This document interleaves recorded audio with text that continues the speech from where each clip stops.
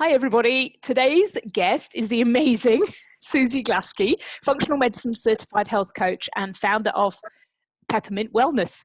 She worked for 22 years in PR before following her heart to help people take control and get their health back and their well-being. So I'm so excited to talk to Suzi because I've known her in the background for a few years, and then we've spoken a bit more recently, haven't we? And, we have, and in fact, you were on my podcast just recently. So. Really enjoyed our discussion. Yes, I think we have a lot of similar ideas, don't we, about things? So I'm excited to chat. And what I tend to start with people is, for you personally, what does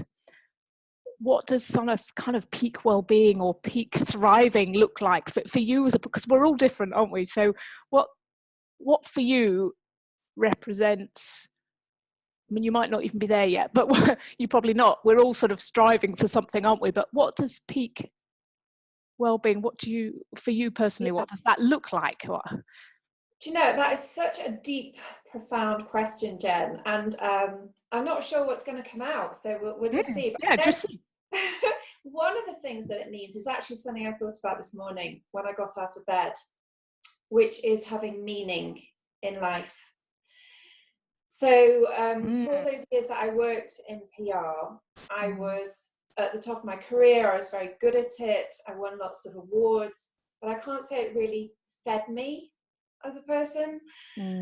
And I've found, as you know, I've literally just launched a podcast it actually went live yesterday as of this conversation. And I found it really stressful, really, really hard. And I actually journal every day.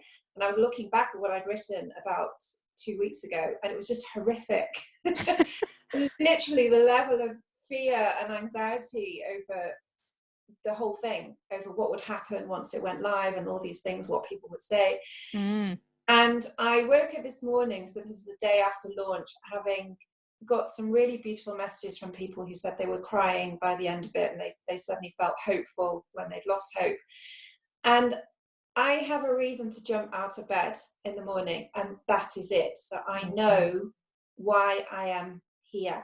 And I didn't know that before. When I was in my previous career, I was on the treadmill of working very hard and pushing myself, and just constantly life is always stressful. This was particularly stressful, but I didn't have the reason, I guess.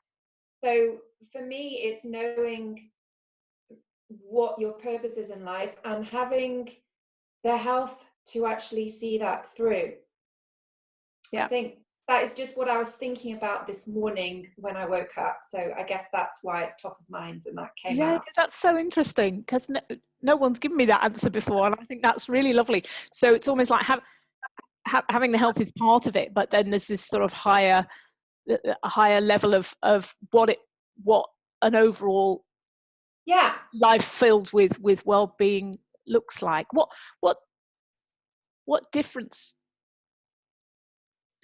how to ask it, how do other people notice when you're in that meaning, or when you're living that meaningful life? What is it that other people see, or that you notice about yourself that's different? Interesting question.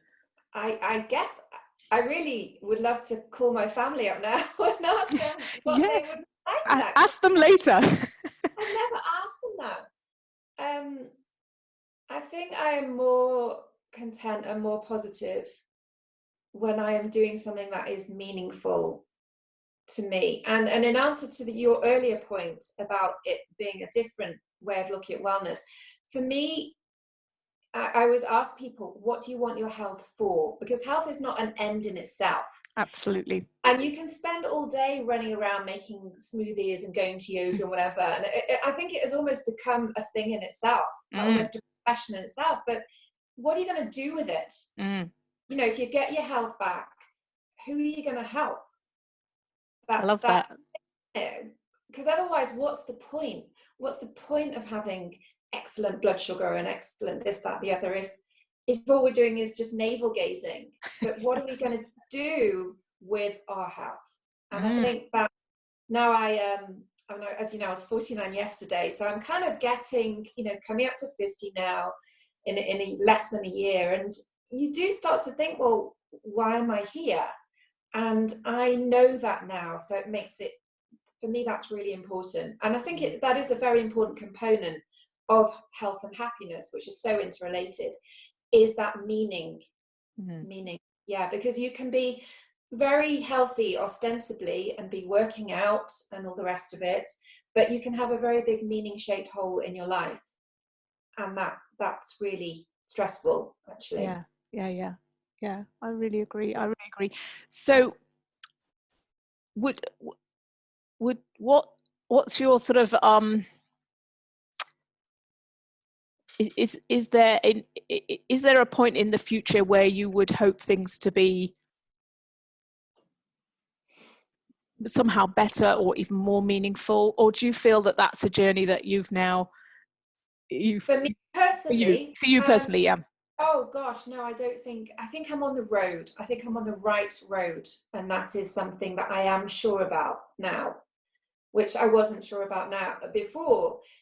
And now I just need to follow it, and there's so much more that I'd like to do, and I haven't even written a book yet, so there's tons more. I'm certainly not anywhere near, and I hope till my last day, I really hope that till my last day, I would be so grateful if I was healthy enough to still be sharing stuff with the world that I have learned, because I used to be a bit of a wreck, so I have come a long way, but that is not helpful to others necessarily unless I actually explain to them my journey and how I've done it, so that they can take bits and hopefully be empowered to help themselves along their journey, which is completely different from anyone else's. Yeah. So if this is a really weird question, I'm going to ask it anyway because it's in my head. So imagine that you've finished your life and you're looking back from heaven or wherever it is. Just sort of do that mind experiment, and you felt that you were utterly satisfied with the kind of the mission and the journey and what you'd been able to achieve. What does that look like? So that's somewhere further on than you are now. Like you were saying, you're kind of not there yet. But if you could imagine that you had got there in your lifetime, what it's a really weird question. What would you be looking back thinking that was peak perfection in terms of kind of, like you say, meaning and the life that you wanted to live? Okay, so this is really blue sky stuff, isn't it? And I think I would be chuffed to bits if I was dead and in heaven and looking down. And if I had, in one way or another, empowered 1 million people to improve their health and happiness, I would be very, very happy. Yeah, fantastic. And if that's the mission, and that's 10 out of 10, where are you now?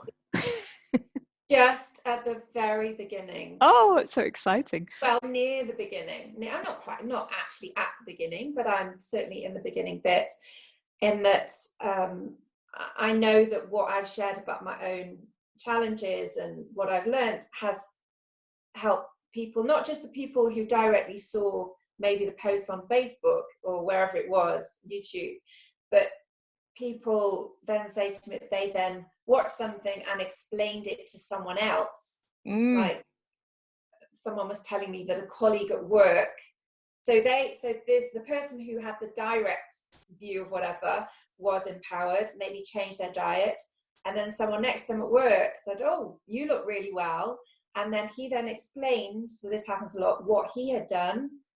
So often it's a ripple effect. It's not that everyone is necessarily watching my YouTube videos, but they go away and make a change and other people notice their change. So it's this love. Yeah.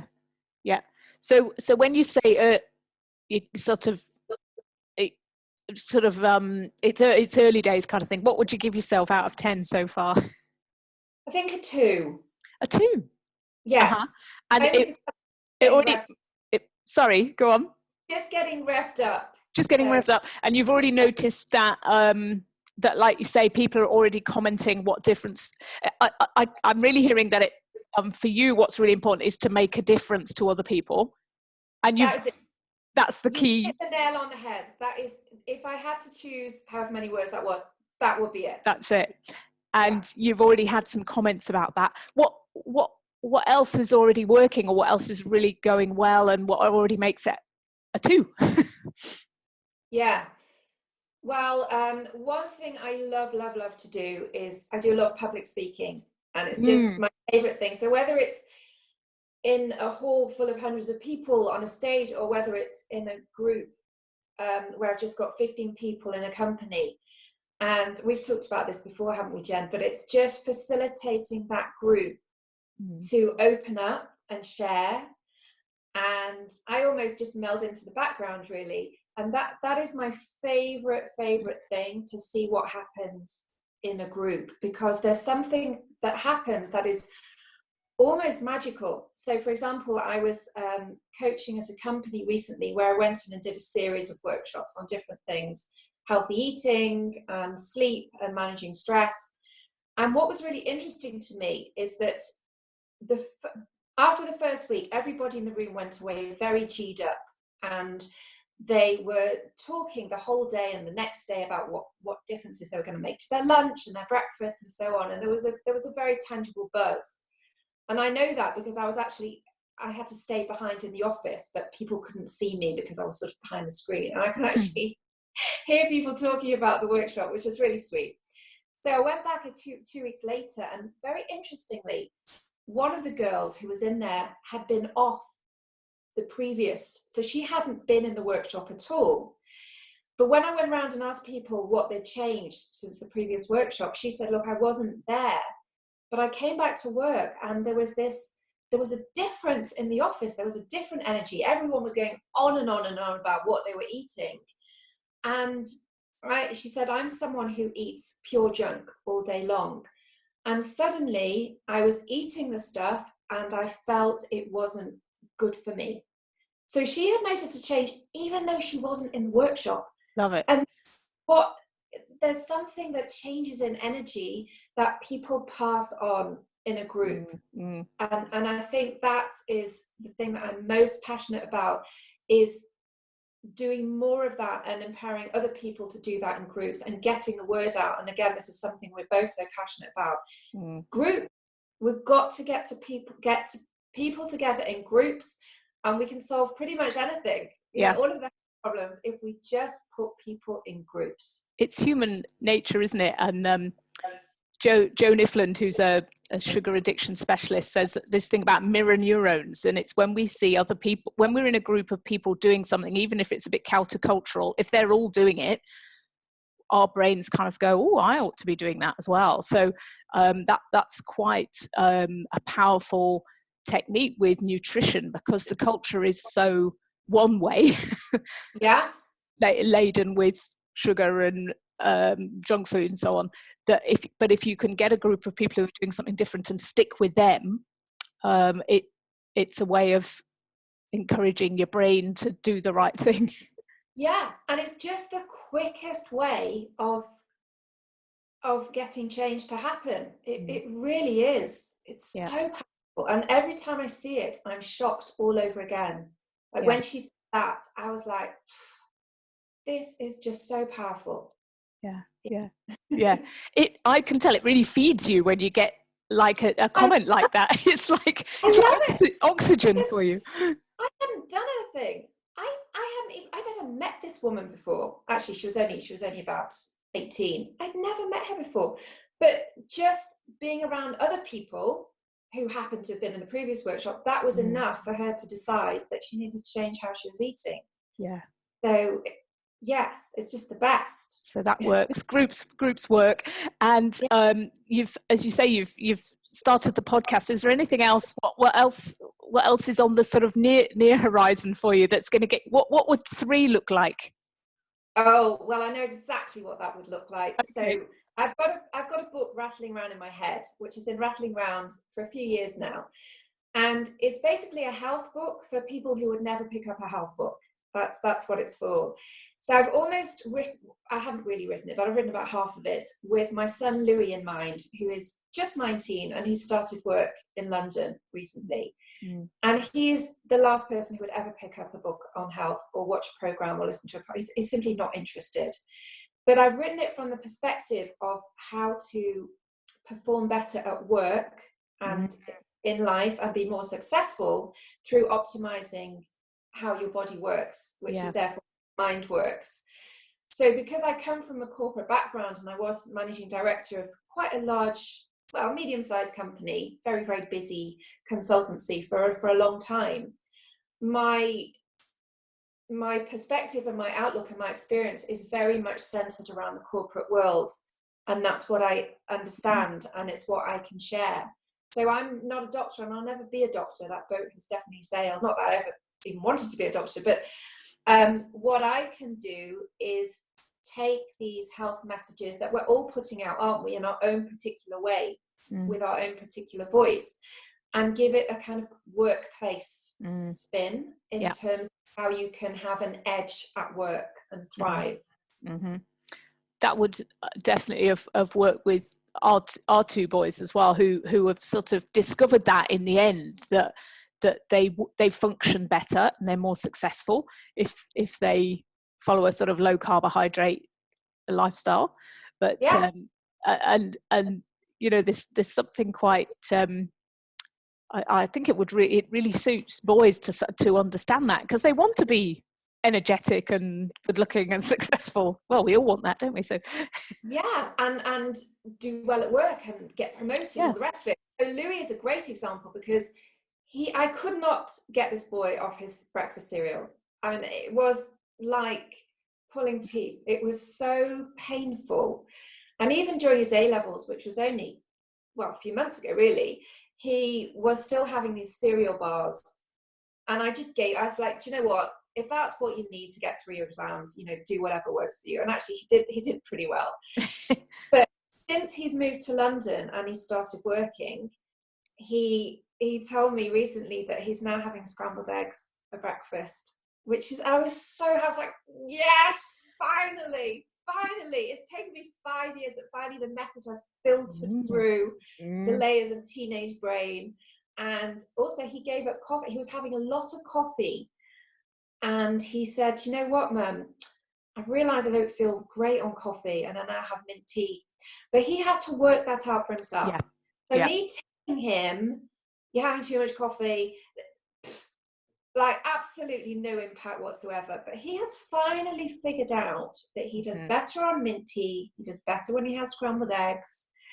And it's really nice to see him figuring things out for himself, which of course is so much more effective, because then he'll actually stick with it, because he notices the difference. I was going to say noticing, that was the word that was in my head. And I think that's a really successful strategy for all of us, is to think this question about when am I at my best, or when do other people notice that I'm at my best, and how have I done that, and trying some different stuff and seeing what works. And that's definitely how we've went with the children, was, well, you know, how's that working out for you, you know?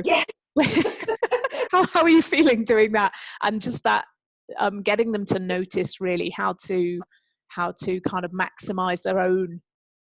We're all different, so there isn't one answer, but you know, what's the right amount of this, that, or the other for you? How do you run your own engine? Yeah, that's a really nice way of putting it. I think I probably was a little less enlightened than you and David, and I would just kind of bash them in the head or leave out articles from the Times everywhere, which they really weren't interested in, about, you know, sugar and breakfast cereals and all the rest of it. But I think that slowly take things on board, even though he's my most cynical of my three kids. Like, for example, last night he called me at 9:30 to wish me happy birthday, and I pressed it was on FaceTime. I was like, oh Lou, you've got your orange glasses on. So I'd given him these orange glasses. I was like, but he had them on so that he could reduce his blue light exposure before he went to bed. That just made my birthday. See him wearing these orange glasses. I've got a funny story about Robert, who's our middle one, who was obsessed with Cocoa Pops when I think he was about 11, absolutely obsessed with them. He said, I want to live on Cocoa Pops. He was always eating. I mean, obviously I shouldn't have bought them, but we were still in the phase then of being a bit carby. Anyway, so I said to him, okay, you can live on Cocoa Pops. I think it was the summer holidays. Anyway, by day 3, he felt so ill and he was so constipated.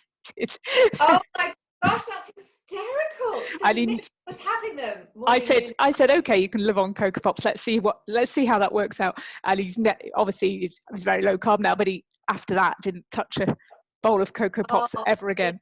I absolutely love that story. Oh dear.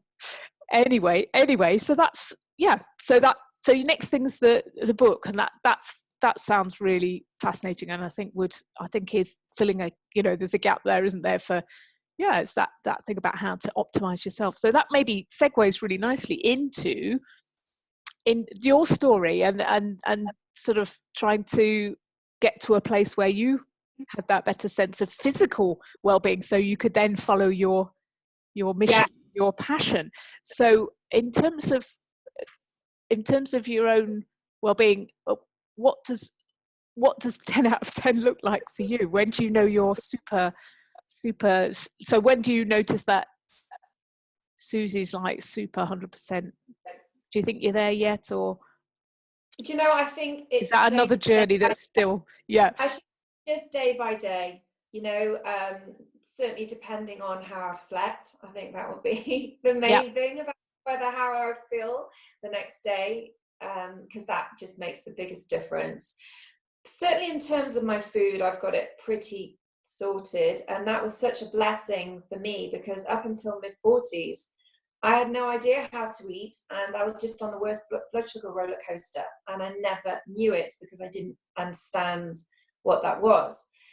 So I would have these horrendous dips and crashes every single day where I would not be able to think, and I would be in a really stroppy mood, and that's not really helpful when you are managing director and people are constantly coming to you with problems and you're in a strop because you need another piece of toast.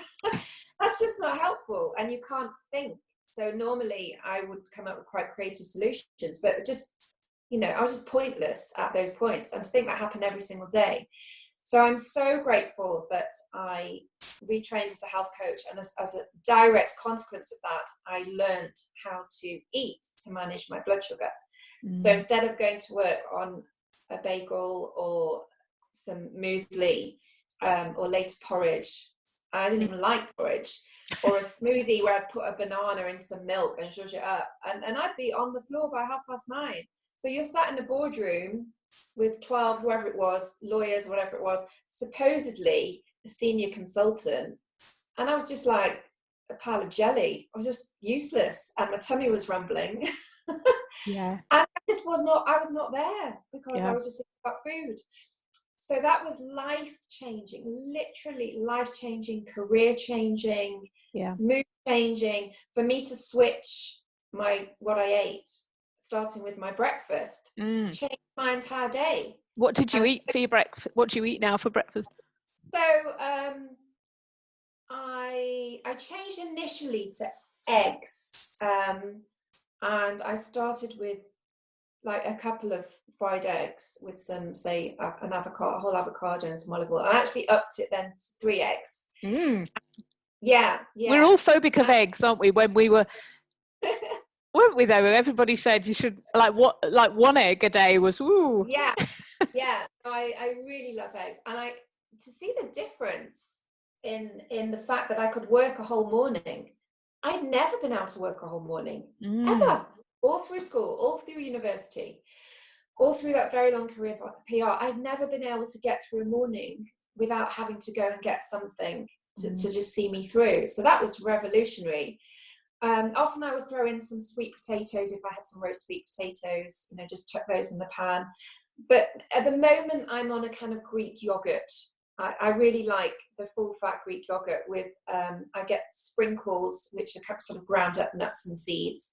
And then I put a bit of cinnamon, some frozen blueberries, and then a few extra whole walnuts. And I just really like that. It's just really nice to eat. It's really tasty, and it keeps me full for hours. So that's what I had this morning. You've got to enjoy it, haven't you? Because it's otherwise it's not sustainable. No, it's delicious. I mean, it really is delicious. So I really, really enjoy that. But as long as I've got some protein, that's the thing. That's the thing that was missing from basically most of my life. Without even realizing it, I had no idea that was not a good breakfast to have a bagel. Yeah, really. I agree. Totally.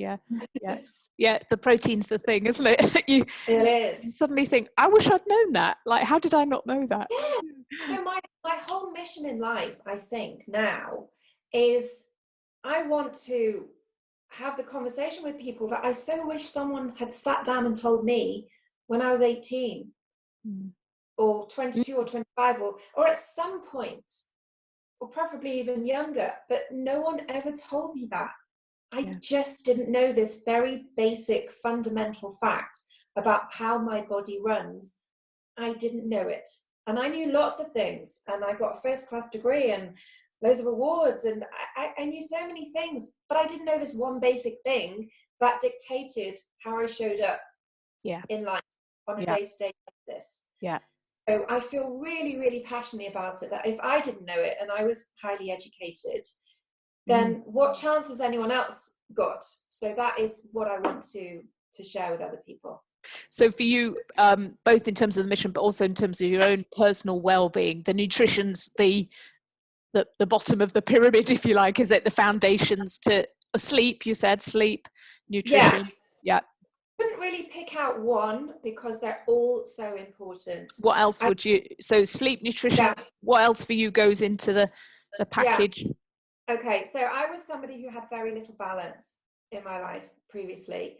I was just so focused on doing the best possible job, being ultra professional, always getting back instantly to people, and just doing my best for my boss and then subsequently for my clients when I had my own agency, that I had no balance whatsoever. It's something I still struggle with, but I'm getting better at making time for things that are not work related and they're actually for pure enjoyment or pure relaxation.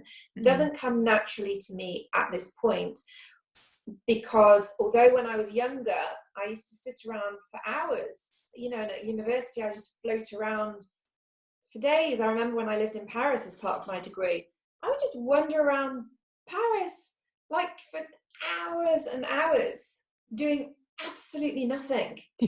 But somehow when I started work over the years, and particularly once I was working mother, I became this frenzied, I've not got a second type person. And it just happened, although it wasn't how I had always been. But then it became who I was this constantly overstretched, constantly trying to do everything well. And of course failing. And that just became set. You know, and it's really sad. You know, I think it's sad that was, you know, who I became. So I'm really, really trying now to be strict about getting in the things. So just as an example, in the morning, I used to wake up to the Today program. So one thing working in PR is you always have to be totally abreast of what's going on in the news. So from the first second that I woke up, it would be, and it's always bad news. You know, it's never a nice, happy thing.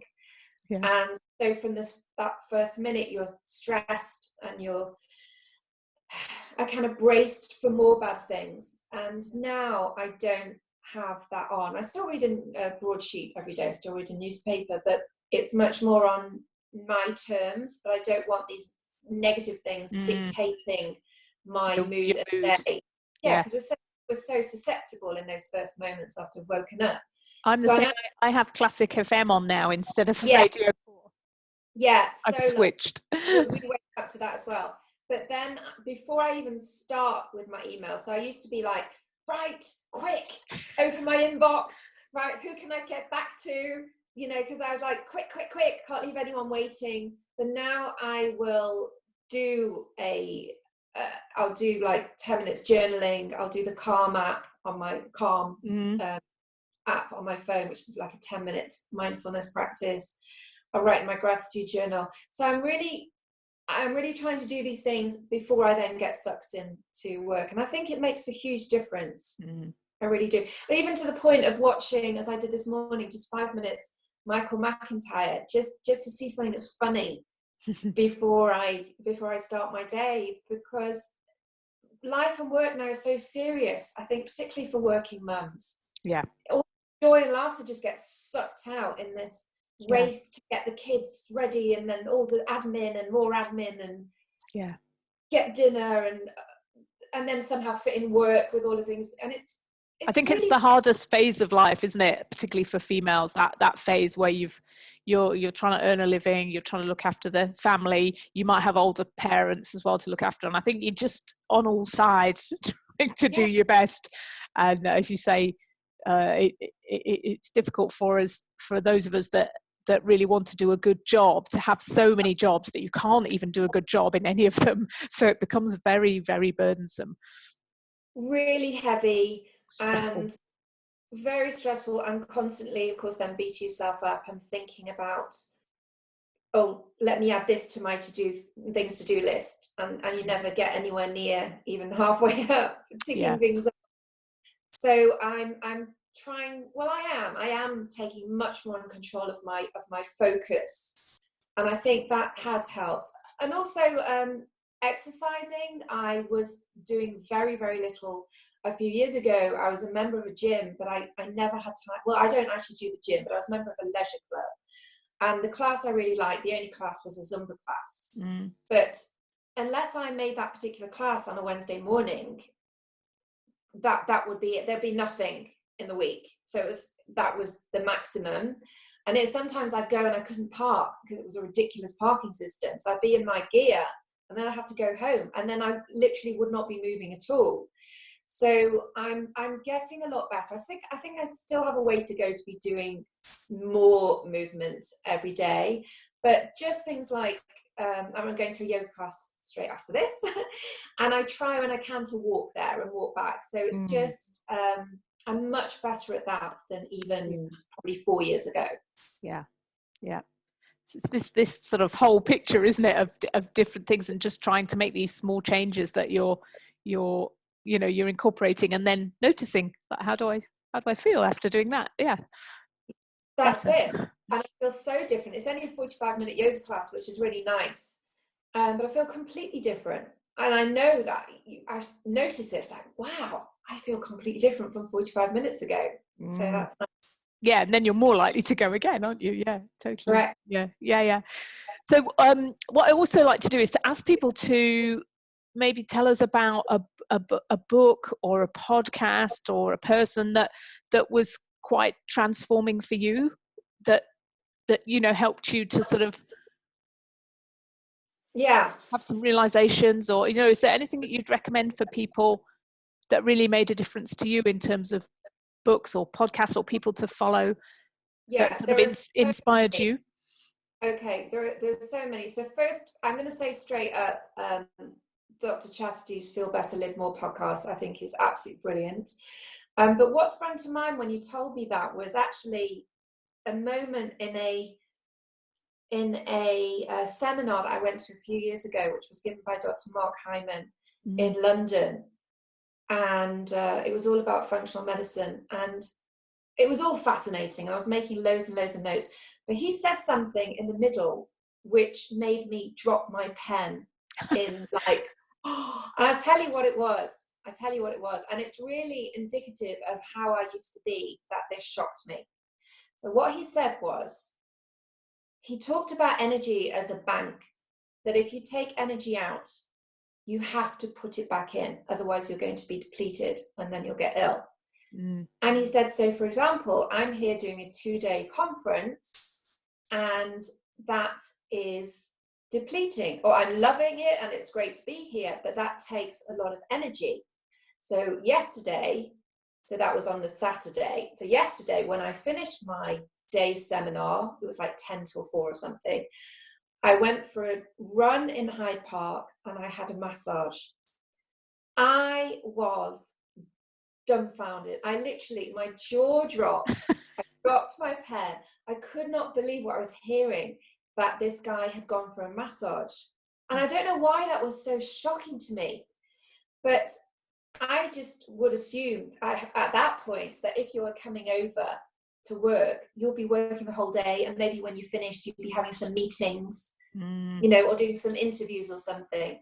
But to book yourself a massage, I couldn't believe it. And that has stayed with me ever since. So interesting. And that's what you're trying to do. You're trying to book bits of time with yourself as well.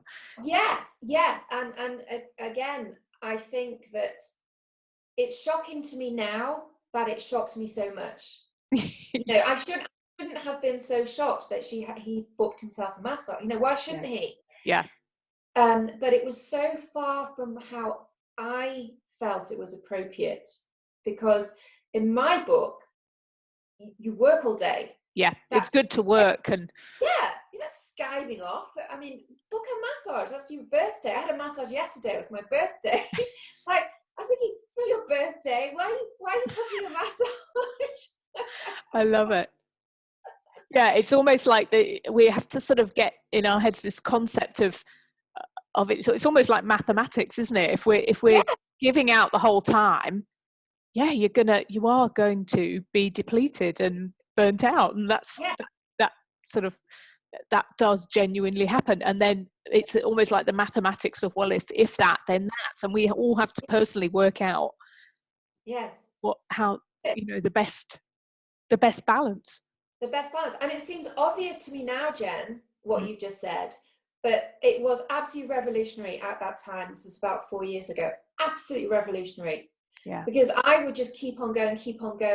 I've not got my work finished. Well, I'll stay up late and finish it. You know, there was no question of thinking, actually, I need to put energy back in now. But I've got so much better at that. So, for example, just to give you some tangible, concrete examples, when I now give a talk, and I give talks very frequently, and I love doing them, but they do take energy, particularly because you tend to be accosted by lots of people afterwards with lots and lots of questions. I will then do something afterwards which puts the energy back in. So if I'm in the centre of Manchester, I will either go into the Manchester Art Gallery and just wander around for 45 minutes, or I'll go and sit in a cafe by myself and get a lovely herbal tea and just sit with a book. In the summer, I actually did a talk in the morning, and then I drove out about half an hour and I went paddleboarding, which was the biggest treat. And I look forward to doing that again when it gets warmer. And it was just, I felt completely different. It put by myself on a lake, on a paddleboard, put all the energy back in. So now I look at my diary and I think, okay, if I'm doing a talk, then I'm doing talk in the evening, I need to put some energy back in the middle. Otherwise I won't do a great job in the evening. Yeah. Oh, brilliant. I think it's a really good kind of point about balance, and it's been, as always, an absolute delight. I just agree with you on everything, basically. So it's been really interesting to hear all those different components and how you personally put them together, and then also how your mission is to help other people have that insight into their own, how would they do that for themselves? And it's not that there's kind of one answer, but helping people towards that goal, if you like. That's really lovely. So I really, really appreciate your time. Not at all. Thank you for the amazingly interesting questions that really provoked me into thinking deeply. So I really appreciate that, Jen, and thank you for inviting me on. You're very welcome. Enjoy your yoga. Namaste. Namaste.